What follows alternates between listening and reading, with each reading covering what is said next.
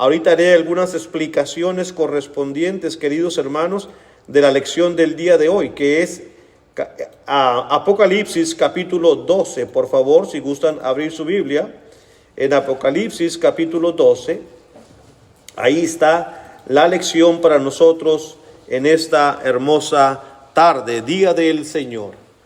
La mujer, el niño y el dragón. Esta es la lección. ¿Oíste, Emi? Miranda, vamos a hablar de un dragón. Danielita, vamos a hablar de un dragón, como un dinosaurio. Así que pongan atención a la lección. Siéntense y vamos a escuchar la palabra de nuestro Dios. Por alguna razón u otra, no sé por qué, a los niños y a las niñas hoy en día les atraen los dragones, los dinosaurios. Yo cuando estaba pequeño jamás pensaba en un dinosaurio, no sé ustedes, no era lo nuestro, al menos no era lo mío, ¿verdad? Pero hoy en día, hasta aquí por el 4, ¿verdad? La Interestatal 4, hay un lugar ahí donde hay para que los niños vayan a ver los dinosaurios. Y aquí mismo en Orlando están los cocodrilos, ¿verdad? A mí no me atraía nada de esos animales cuando era pequeño, pero hoy en día los niños están encantados con dragones y dinosaurios, etc. Pero vamos a ver qué dice la palabra de Dios acerca de este punto, hermanos. Voy a leer el capítulo entero porque quiero que tengan en la memoria, en la mente lo que vamos a hablar. Y ahorita les diré algunos apuntes antes de iniciar mi lección. Dice la escritura así, Apocalipsis capítulo 12, versículo 1 en adelante. Apareció en el cielo una gran señal, una mujer vestida del sol, con la luna debajo de sus pies, y sobre su cabeza una corona de 2 estrellas. Y estando encinta, clamaba con dolores de parto en la angustia del alumbramiento. También apareció otra señal en el cielo. He aquí un gran dragón escarlata, que tenía 7 cabezas y 10 cuernos, y en sus cabezas 7 diademas. Y su cola arrastraba la tercera parte de las estrellas del cielo, y las arrojó sobre la tierra. Y el dragón se paró frente a la mujer que estaba para dar a luz, a fin de devorar a su hijo tan pronto como naciera. Y ella dio a luz un hijo varón, que regirá con vara de hierro a todas las naciones, y su hijo fue arrebatado para Dios y para su trono. Y la mujer huyó al desierto, donde tiene lugar preparado por Dios, para que allí la sustenten por 1260 días. Después hubo una gran batalla en el cielo. Miguel y sus ángeles luchaban contra el dragón, y luchaban el dragón y sus ángeles, pero no prevalecieron, ni se halló ya lugar para ellos en el cielo. Y fue lanzado fuera el gran dragón, la serpiente antigua, que se llama Diablo y Satanás, el cual engaña al mundo entero. Fue arrojado a la tierra, y sus ángeles fueron arrojados con él. Entonces oí una gran voz en el cielo que decía: ahora ha venido la salvación, el poder y el reino de nuestro Dios, y la autoridad de su Cristo, porque ha sido lanzado fuera el acusador de nuestros hermanos, el que los acusaba delante de nuestro Dios día y de noche. Y ellos le han vencido por medio de la sangre del Cordero y de la palabra del testimonio de ellos, y menospreciaron sus vidas hasta la muerte. Por lo cual, alegraos, cielos, y los que moráis en ellos. Ay de los moradores de la tierra y del mar, porque el diablo ha descendido a vosotros con gran ira, sabiendo que tiene poco tiempo.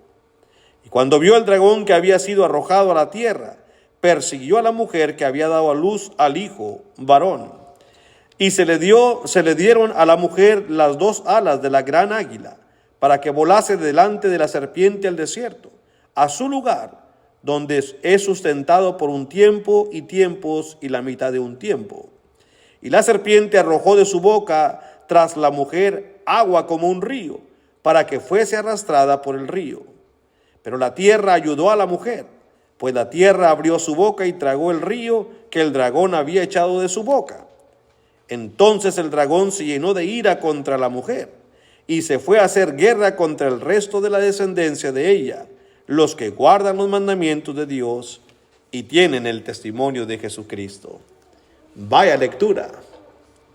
¿Creen ustedes que podemos asimilar todas estas verdades? Hermanos, ya estamos más allá que para acá. Al menos yo les aseguro que con un poco de paciencia, hermoso, hermanos, lectura, van a poderla tener toda en su mente. No es difícil, realmente, si tan solo nos paramos donde tenemos que estar parados. Si nos movemos a la derecha o a la izquierda, entonces tendremos mayúsculos problemas. Pero si nos quedamos fijos en la palabra de Dios, bajo el contexto espiritual en lo que estamos leyendo, no habrá ningún problema, hermanos, para nosotros que estamos tratando de estudiar este libro de Apocalipsis. Así que con esto en mente vamos a continuar nuestra lección en esta tarde. Apocalipsis capítulo 12. Vamos a recordar algunas cosas antes de iniciar para poder entender el capítulo 12. De hecho, les aseguro solamente que hoy la predicación son los versículos 1 y 2, no más que eso. Así que hoy será más corto que lo que usualmente predico. Quizás, hermanos, la revelación de Apocalipsis pudo haber concluido en el capítulo 11. De hecho, si hubiese concluido en el capítulo 11, no es que nada habría faltado, pero se hubiera entendido la revelación. A quienes se les escribió, que eran los santos del primer siglo, hubiesen entendido el mensaje de parte de Dios, lo que Dios quiso decirles. Sin embargo, hermanos, aunque esto hubiera sido posible para ellos, que la seguridad de Dios, hermanos, estaba de la parte de aquellos que siguen al Cordero de Dios. Los primeros 11 capítulos de Apocalipsis muestran, hermanos, la gran problemática que las iglesias en el primer siglo estaban viviendo y a punto de vivir. Así lo hemos estudiado. Sin embargo, se les asegura, hermanos, seguridad a los discípulos de nuestro Dios que han peleado contra todas las fuerzas infernales y los han vencido. No ha sido fácil, ni es 1, 2 y 3 y ya está. Acuérdense lo que el Apocalipsis ha estado diciendo. El que tiene oídos para oír, oiga lo que el Espíritu dice a las 7 iglesias. El oír estos consejos produjo mucha seguridad en quienes estaban recibiendo de parte de Dios este mensaje. Y así como Juan vio la visión de los 7 sellos abiertos y escuchó los toques de las 7 trompetas, los santos tienen seguridad en Cristo. Saben que van a vivir momentos muy tormentosos, de mucha persecución. Va a haber, hermanos, muchos mártires por causa del Evangelio. Pero el procesamiento del Cordero por los fiscales, vamos a llamarles así, a las fuerzas del mal, se declara completa, como leemos en Apocalipsis capítulo 11, versículos 15 al 18, que fue lo que estudiamos la semana pasada. Vaya conmigo, dele una vuelta hacia atrás al libro de Apocalipsis y vamos a leer los últimos versículos del capítulo 11. Dice la palabra del Señor así. Apocalipsis 11, versículo 15. El séptimo ángel, que esto es lo que se esperaba, cuando el séptimo ángel tocara la trompeta, el misterio se sabría. Cuando el séptimo ángel tocó la trompeta, y hubo grandes voces en el cielo que decían: los reinos del mundo han venido a ser de nuestro Señor y de su Cristo, y Él reinará por los siglos de los siglos. Y los 24 ancianos que estaban sentados delante de Dios en sus tronos se postraron sobre sus rostros y adoraron a Dios, diciendo: Te damos gracias, Señor Dios Todopoderoso, el que eras y el que eres y el que eras y el que has de venir, porque has tomado tu gran poder y has reinado. Y se airaron las naciones, y tu ira ha venido, y el tiempo de juzgar a los muertos y de dar el galardón a tus siervos los profetas, a los santos y a los que temen tu nombre, a los pequeños y a los grandes, y de destruir a los que destruyen la tierra. Todo esto fue lo que los ancianos, los 24 ancianos, dijeron a nuestro Dios en los cielos. Le dieron la honra y la gloria de Dios. ¿Por qué? Porque has vencido, porque los reinos de la tierra ahora te pertenecen a ti. Cuando el evangelio llegó, hermanos, llegó para conquistar. Y en esa conquista, hermanos, los 24 ancianos en el cielo glorificaron a Dios por esto. Entonces, por eso dije, si la revelación del Apocalipsis hubiera quedado se hubiera terminado en el capítulo 11, pues hasta ahí hubiese dado el mensaje del Señor, un mensaje perfecto. Sin embargo, hermanos, hay algunas situaciones que hubiesen quedado inconclusas. Por ejemplo, no hubiéramos sabido, nos hubiéramos hecho una pertinente y persistente pregunta: pero si ya el Cordero venció, ¿por qué nos suceden estas cosas muy similares a nosotros que le acontecieron a ellos? Bueno, el versículo 19 de Apocalipsis 11 dice: Y el templo de Dios fue abierto en el cielo, y el arca de su pacto se veía en el templo. Dice: y hubo relámpagos, voces, truenos, un terremoto grande y granizo.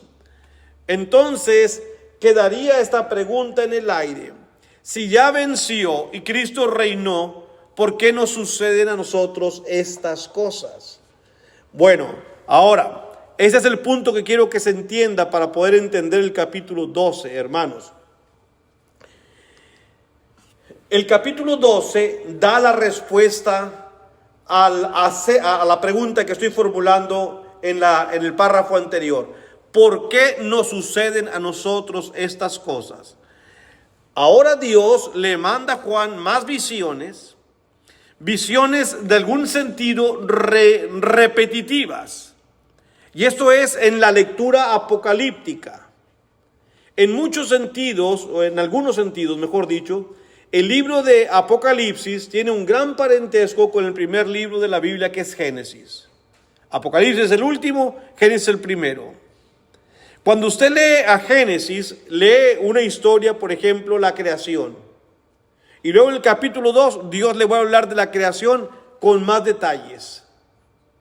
Y así sucesivamente, en los demás capítulos se dice algo y luego más adelante se vuelven a dar más detalles de lo que se ha dicho.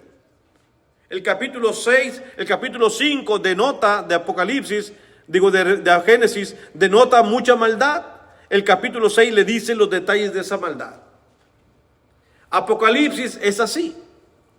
Ya se nos dijo la problemática del primer siglo. El capítulo 12 comienzan los detalles. Estaba yo observando ahorita antes de venirnos, porque Amy y Miranda estaban viendo un poco la televisión, estaban viendo el famoso Lion King, el Rey León, en las caricaturas. Y yo estaba viendo y dije, bueno, aquí está un buen punto para ilustrar mi lección esta mañana. Y les iba a preguntar a ellas, han visto muchas veces, porque yo sé que las han visto muchas veces, cada que llegan a la casa ahí están viendo el Rey León. Les iba a preguntar, ¿han aprendido algo del Rey León? A lo mejor me iban a decir sí o no, no sé.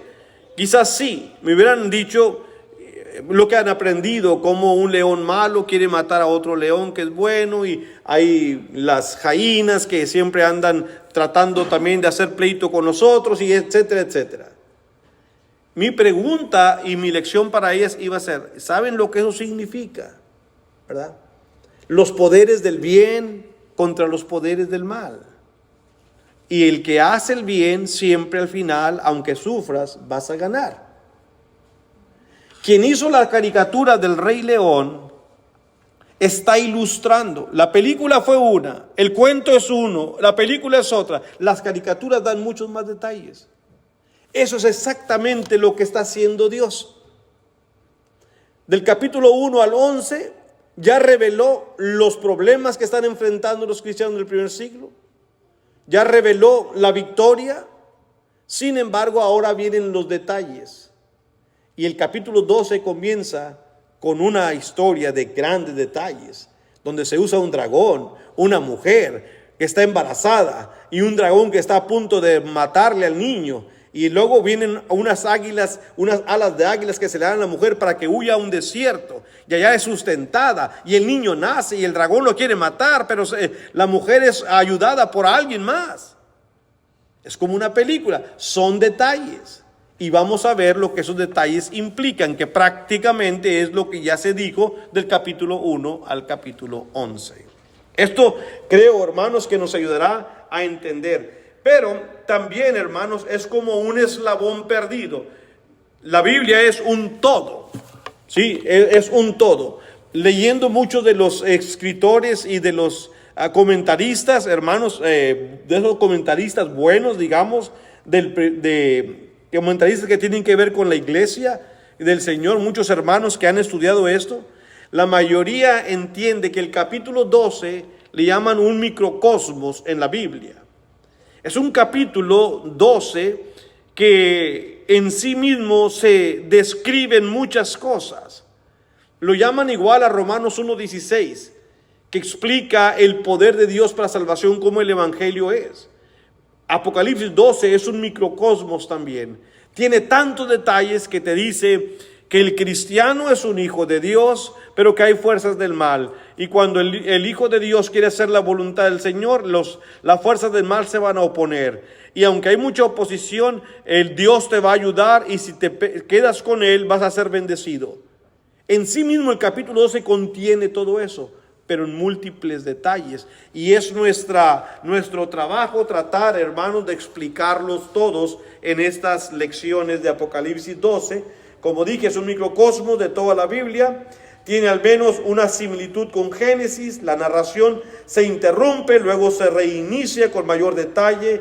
Y la lección de hoy en día tenemos que verla. El capítulo 10, ¿por qué tenemos que continuar el resto? Porque el capítulo 10, si se recuerdan, el versículo 11, que Juan estaba a punto de terminar su visión cuando apareció esta otra visión, en donde apareció un ángel que tenía un librito y se le fue dado, hermanos, también para que abriesen ese librito. Él quería escribir, le dijeron, no escribas porque hay muchas cosas que tienes que decir. Versículo 11, él me dijo, es necesario que profetices otra vez sobre muchos pueblos, naciones y lenguas.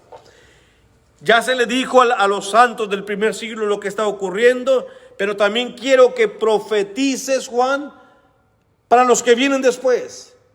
Hay muchos que van a oír, hay muchos que en más adelante necesitarán y necesitas hablar porque hay pueblos, naciones y lenguas y reyes que quiero que escuchen y que sepan esta historia, la del triunfo del Cordero. Así que Juan ya no escriba, sino que habla. Y Juan comenzó a hablar de las visiones que siguió viendo y obviamente el Espíritu Santo le ayudó eventualmente y fueron escritas para nuestro beneficio también hasta el día de hoy. Así que los detalles finales, hermanos, de esto son los siguientes. En una manera resumida, les recuerdo lo siguiente. Recordemos que el conflicto es el mismo. Lo que ya se dijo en los capítulos previos va a ser el mismo, pero presentado bajo distinto aspecto, y el resultado siempre será el mismo. El Cordero siempre va a vencer. Los que estén con el Cordero serán sus vencedores también. Recordemos que la sucesión de eventos es de la siguiente manera. Fíjese bien, primero se juzga a Roma, que es el país que está castigando a los cristianos del primer siglo. Así que siempre va a aparecer un castigo directamente hacia Roma. Roma literalmente hablando. Los que están hostigando al pueblo de Dios. Después de que termine de castigar Dios, hermanos, a Roma, seguirá, hermanos, el juicio contra toda clase de mal. Cualquier aliado que esté con las personas, hermanos, que quieran procurar el mal para los hijos de Dios, tarde que temprano pagarán las consecuencias. Y finalmente se hablará de la victoria del Cordero, la victoria de Dios. Esta es la secuencia de eventos que vamos a ver en el capítulo 12, en el capítulo 13, etcétera, etcétera, hasta el capítulo 20. Así que en el capítulo 12, la mujer vestida del sol y sus hijos son la causa del conflicto. Olvídese de los demás capítulos, concentrémonos en el capítulo 12, lo que acabamos de leer. ¿Quiénes son las que provocan este conflicto? Los personajes principales, the main characters, como se dice en inglés. Es la mujer, es el niño y el dragón. Y sobre estos tres gira todo el capítulo 12. Ahora, ¿quién representa a la mujer? ¿Quién es el hijo que nace? ¿Quién es el dragón? Esos son los detalles de los cuales vamos a estudiar en un momento más. Y finalmente, hermanos, un gran dragón escarlata, aparte de la mujer y sus hijos, un gran dragón escarlata y sus aliados, que es la primera y la segunda bestia, que vamos a ver quiénes son, hacen todo esfuerzo posible por destruir a la mujer y a sus hijos. Pero el Cordero y la hoz, que es el juicio de Dios, le van a vencer. Así que con esto en mente, iniciamos el versículo 1 y el versículo 2, por favor. Apocalipsis 12, 1 y 2. Apareció en el cielo una gran señal, una mujer vestida del sol, con la luna debajo de sus pies, y sobre su cabeza una corona de 12 estrellas. A ver, si leímos bien, vemos a esta mujer de esta manera. Ahora vaya al capítulo 17, por favor. Apocalipsis 17,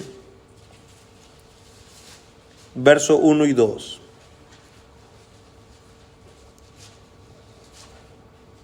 Dice la escritura así, Apocalipsis 17, 1 y 2. Vino entonces uno de los 7 ángeles que tenían las 7 copas y habló conmigo diciéndome, ven acá y te mostraré la sentencia contra la gran ramera, la que está sentada sobre muchas aguas, con la cual han fornicado los reyes de la tierra. Los moradores de la tierra se han embriagado con el vino de su fornicación. Verso 3. Y me llevó en el espíritu al desierto, y vi a una mujer sentada sobre una bestia escarlata llena de nombres de blasfemia, que tenía 7 cabezas y 10 cuernos. ¿Se parece esta mujer del capítulo 17 a la mujer del capítulo 12? Para nada, ¿no? La del 12 aparece con mucha luz, dice el versículo 1 del capítulo 12, que en el cielo apareció esa gran señal, una mujer vestida del sol, con la luna y debajo de sus pies y sobre su cabeza una corona de 12 estrellas. Esta mujer está vestida, es una mujer refulgente con la luz, toda la luz natural que nosotros conocemos, la que viene del sol, la que viene de la luna y de la que vienen las estrellas. La del capítulo 17 es una mujer ramera, ya es algo distinto a esta. Es una mujer que está sentada sobre una bestia, ¿verdad? Por lo tanto, en el método del contraste, rápidamente podemos ver una gran diferencia entre ambas mujeres.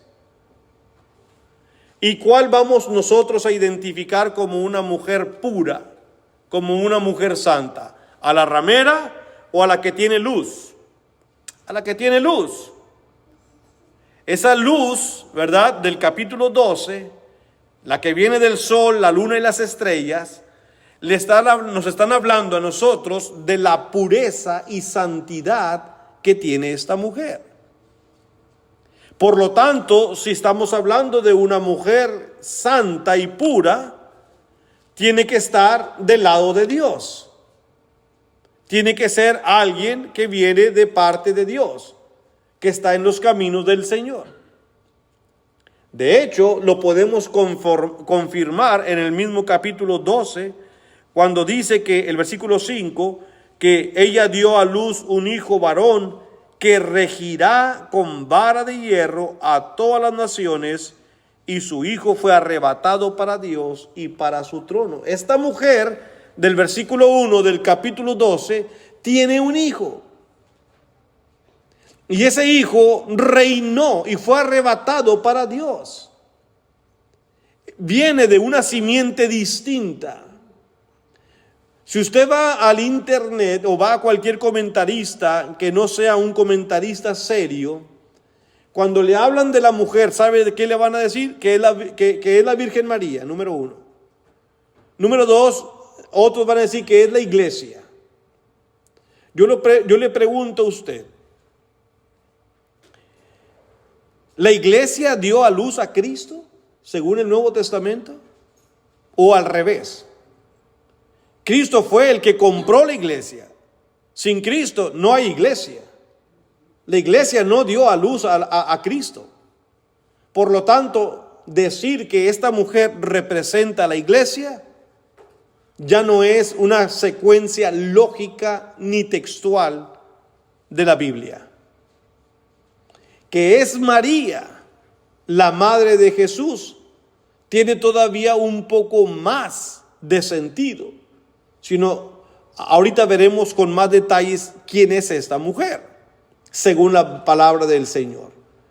Entonces, dentro de estos detalles, hermanos, veremos estos tres elementos que nos sirven para identificar a la mujer. Su apariencia, que la estamos viendo, que es esta que estamos viendo aquí, está vestida de luz, es realzada por el sol, la luna y las estrellas, y todas son fuente de luz, según nosotros concebimos la luz, ¿verdad? Ahora, tiene una diadema, dice el versículo 1, si regresamos a Apocalipsis 12 y el versículo 1, dice, y el versículo 2, estando encinta, clamaba con dolores de parto en la angustia del alumbramiento. Dice, tiene una corona, de 12 estrellas. Muchos dan mucha importancia al número 12, que como hemos dicho en los otros textos, en los otros temas, el 12 en el Apocalipsis representa la religión, el pueblo de Dios, ¿verdad? Entonces, aquí puede ser el Israel antiguo, también puede ser el Israel moderno, que es la iglesia. El Israel antiguo comenzó con los 12 patriarcas. El Israel moderno, el Israel nuevo, la iglesia comenzó con los 12 apóstoles, ¿verdad? O puede ser solamente un número, ¿verdad? ¿Qué significa eso? Se está hablando del pueblo de Dios. Entonces, esa mujer puede representar todo de alguna manera. Sin embargo, dejemos que la Biblia siga dándonos más detalles. Pero vamos a ver nosotros la palabra del Señor hasta este momento donde vamos. Así que su apariencia nos va a ayudar a identificar, hermanos, que obviamente es alguien que está conectado con Dios. No es como la mujer ramera del capítulo 17. Y es alguien que está conectado con Dios, por lo que dice 1 de Juan capítulo 1 y el versículo 5, un texto que este mismo escritor escribió, y dice el apóstol Juan así en el versículo 5: este es el mensaje que hemos oído de él y os anunciamos: Dios es luz y no hay ningunas tinieblas en él. Y esta mujer, su apariencia con la cual se presenta en la visión, es completamente realzada por la luz del sol, de la luna y las estrellas. Y el versículo 5 de aquí de 1 de Juan 1 dice: hermanos, que Dios es luz y no hay ninguna tinieblas con él. Si decimos que tenemos comunión con él y andamos en tinieblas, mentimos y no practicamos la verdad. De hecho, en los himnos que cantó el hermano, hablaba de que seamos luz. Donde quiera que estemos, tenemos que tener un buen comportamiento. El hermano Wilfredo en su introducción también dijo que tenemos que ser la sal de la tierra y la luz del mundo. Los hijos de Dios somos retratados, somos dibujados en la Biblia como la luz de la tierra, del mundo, como la sal de la tierra. Entonces, aquí vemos a esta mujer, hermanos, aunque no tenemos toda la explicación en el versículo 1, se presenta en contraste, como ya dijimos, con la mujer que está sentada sobre la bestia escarlata del capítulo 17. En segundo lugar, hermanos, se trata de una mujer embarazada en medio de su parto.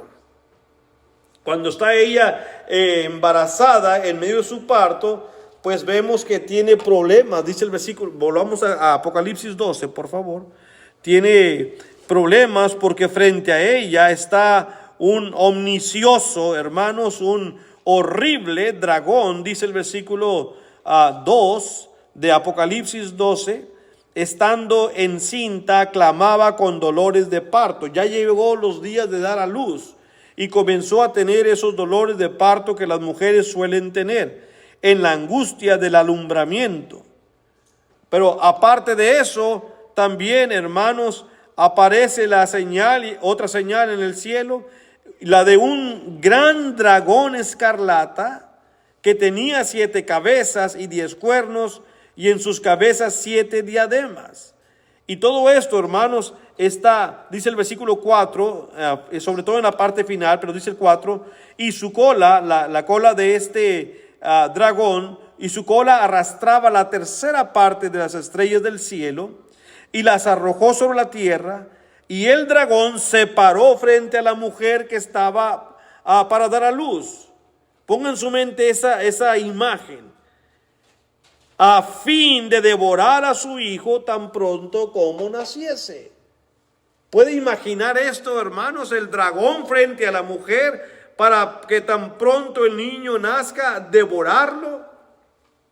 Bueno, no es otra enseñanza más que siempre, hermanos, que Dios ha traído el bien. Satanás inmediatamente tiene una oposición para detener el bien. Desde el principio, hermanos, siempre ha sido así. El enemigo no quiere que el hombre reciba la enseñanza del bien de Dios. Y por esa razón se presenta, hermanos, casi cara a cara contra lo que Dios mismo ha traído como algo bueno. Y esto es lo que está ocurriendo aquí, hermanos. Esta identidad no solamente es evidente por su embarazo, sino por el niño que ha dado a luz. Un niño que nació, hermanos, para reinar. Como dice el versículo 5, el niño que dio fue un hijo varón que regirá con vara de hierro a todas las naciones, y su hijo fue arrebatado para Dios y para su trono. De esto sí no tenemos problema. El versículo 5 lo describe a ese niño como un varón, y debemos identificarlo a este niño como el Cordero de Dios, el que vence. Ahí no hay ningún problema de interpretación. Este es el Hijo de Dios que nace de esta mujer.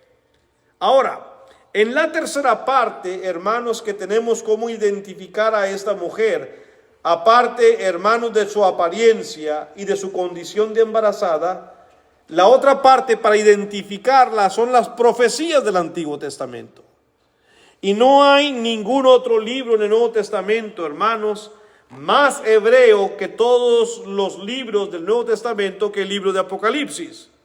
Es decir, si hay un libro en el Nuevo Testamento que contiene muchas profecías antiguotestamentarias, es el libro de Apocalipsis.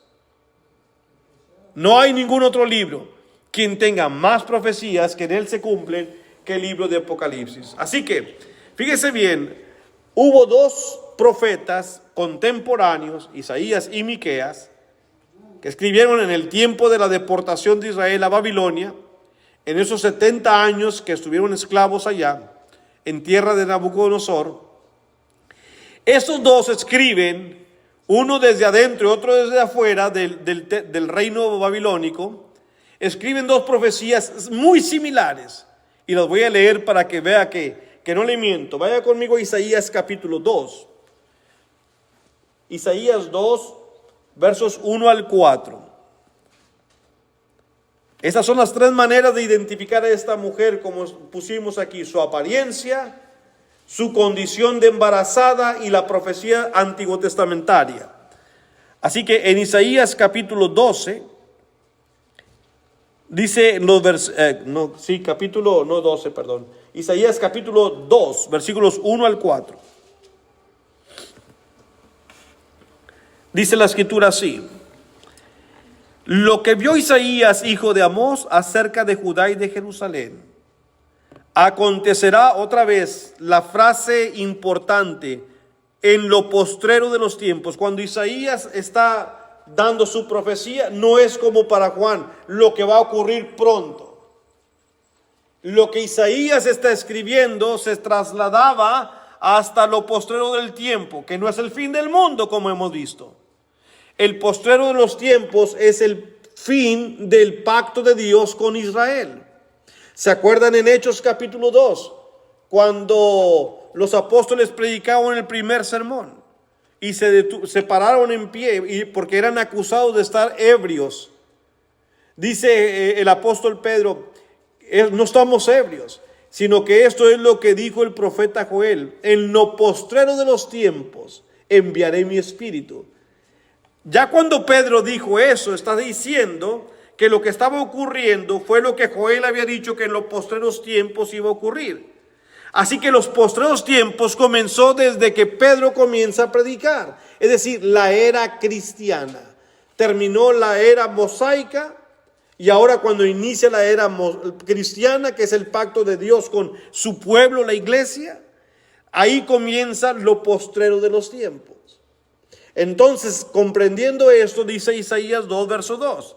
Acontecerá en lo postrero de los tiempos que será confirmado el monte de la casa de Jehová como cabeza de los montes, y será exaltado sobre los collados, y correrán a él todas las naciones.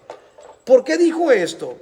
Porque en este preciso momento, cuando Isaías está hablando, ¿sabe dónde está Israel? En la esclavitud de Babilonia. Dice, pero va a venir un día en los postreros tiempos que Israel otra vez será levantado. Otra vez va a llegar a ser cabeza de los montes. Los montes representan los reinos. Israel va a volver a ser pieza fundamental en los postreros tiempos. Verso 3. Y vendrán muchos pueblos y dirán: venid, subamos al monte de Jehová, a la casa de Dios de Jacob, del Dios de Jacob, y nos enseñará sus caminos, y caminaremos por sus sendas, porque de Sión saldrá la ley, y de Jerusalén la palabra de Jehová. ¿Y dónde estaba Pedro y los apóstoles predicando en Hechos capítulo 2? En Jerusalén. Cumplimiento también de esta profecía. De ahí está saliendo la palabra de Dios. El evangelio no salió de ninguna otra parte. El evangelio comenzó en Jerusalén, en Hechos capítulo 2. Ahí se predicó el primer sermón. Y juzgará entre las naciones, esto es lo que hace el evangelio, juzgará entre las naciones y reprenderá a muchos pueblos, y volverán sus espadas en rejas de arado, sus lanzas en hoces. No alzará espada nación contra nación, ni se adiestrarán más para la guerra. El poder del evangelio es este. Si un país o una nación, un reino o una familia quiere obedecer la palabra del Señor, el evangelio es tan poderoso que puede cambiar completamente nuestra personalidad. Y dejaremos las espadas para convertirlos, hermanos, en instrumentos de arados. Nuestras lanzas se convertirán en hoces. No habrá más guerra. El evangelio es llamado el evangelio de la paz. Pero hay tantas guerras, hay tantas pugnas, hay tantos pleitos, hay tantos problemas, porque la gente no se guía por medio del evangelio. Por eso son los problemas. ¿Sí? Entonces, estos dos profetas, tanto Isaías como Miqueas, dicen exactamente lo mismo. Si usted tiene una Biblia que tiene referencias, quizá abajo diga Miqueas 4, 1 al 3. Porque eso es exactamente, vamos a Miqueas, capítulo 4, y no lo voy a leer, pero que es lo mismo, pero solamente para comprobarlo, sí voy a leer de Miqueas algunos textos. Y dice lo mismo. Haga de cuenta que es una transcripción de lo que dijo Isaías. Acontecerá en los postreros tiempos, el monte de la casa de Jehová será establecido por cabecera, etcétera, etcétera. Es exactamente lo mismo. Así que Isaías y Miqueas, profetas de Dios que vivieron al mismo tiempo, predijeron lo mismo, profetizaron lo mismo sobre este acontecimiento. Cosa que también da a entender que es una cosa muy importante para Dios que su pueblo entendamos. Ahora, Israel sería una pieza fundamental y de Jerusalén saldría la palabra. Para cuando la palabra de Dios sale, escuche lo siguiente, sale porque el reino ha venido a la tierra. ¿Se acuerda cómo terminó el capítulo 11 de Apocalipsis? Los reinos de la tierra ahora le pertenecen a Dios. Muy bien, si entendemos eso y no lo dejamos ir de nuestra mente, y ahora vemos nosotros aquí estas profecías, tenemos que entender, pero ¿cómo iba a iniciar el reino? Cristo no llegó aquí solo. Alguien tuvo que traer a Cristo a este mundo. ¿Quién fue ese alguien? Pues una mujer. Cristo no vino así nomás directamente del cielo y llegó y comenzó a andar aquí. María. El reino no podía comenzar sin que una mujer fuese embarazada, por decirlo así, pues no es el término, fuese ungida por el Espíritu Santo, ¿verdad? Para que depositara en ella al santo niño que iba a nacer, al santo ser que iba a nacer.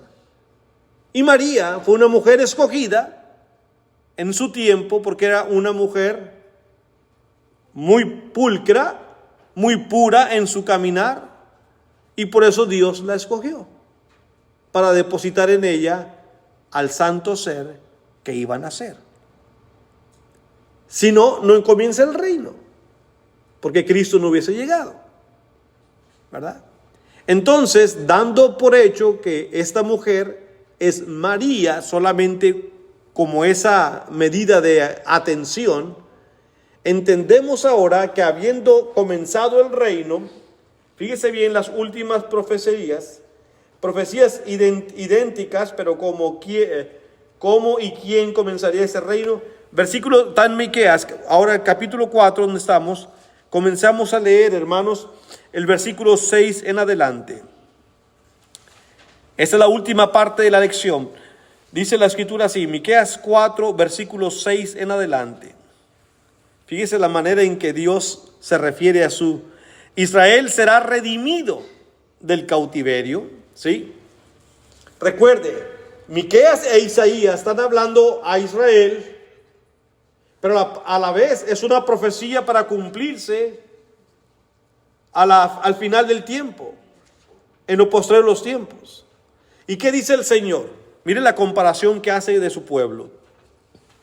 En aquel día, dice Jehová, juntaré la que cojea y recogeré la descarriada y a la que afligí. No está hablando de nadie más que de su propio pueblo. Israel estaba en Babilonia cautivo porque Dios lo envió allá. Por haber desobedecido e irse a la idolatría, Dios lo envió al cautiverio de Babilonia. Y aquí le llama, dice, en aquel día voy a juntar la que cojea y recogeré a la descarriada y a la que afligí.